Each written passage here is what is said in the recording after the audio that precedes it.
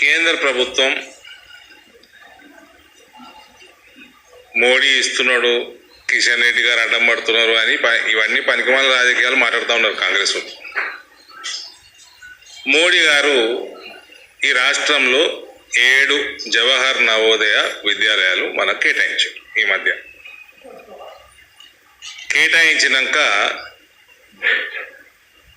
దానికి నేను చేసుకున్న ప్రయత్నాలు 2019 నుంచి ఉన్నాయి.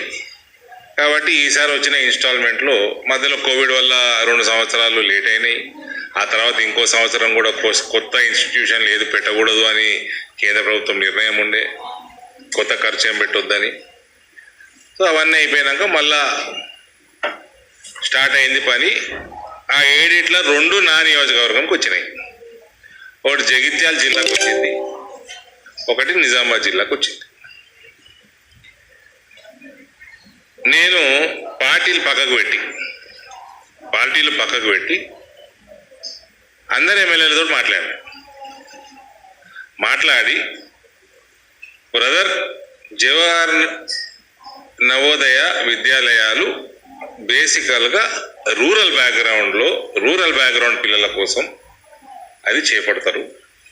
మన జిల్లా అంతా కన్సిడర్ చేసుకొని మనము సెంటర్లో పెట్టుకుందాము. జిల్లా సెంటర్లో పెట్టుకుంటే జిల్లా మూలలు ఉన్న వాళ్ళకు కూడా అనుకూలంగా ఉంటుంది, కన్వీనియంట్ ఉంటుంది. దాన్ని తగ్గట్టు చేసుకుందామని అందరు ఎమ్మెల్యేలతో మాట్లాడినా, అటు జగిత్యాల జిల్లాలో మాట్లాడినా కాంగ్రెస్ వాళ్ళకి మాట్లాడినా, నిజామాబాద్లో కాంగ్రెస్ వాళ్ళకి మాట్లాడినాక పెట్టాల్సిన ప్రపోజల్ పెట్టినాము. జగిత్యాల జిల్లాలో మేము పెట్టిన ప్రపోజల్కి క్లియరెన్స్ వచ్చేసింది. నిజామాబాద్ జిల్లాలో ఆల్రెడీ 2 కేంద్రీయ విద్యాలయాలు ఉన్నాయి. నిజామాబాద్లో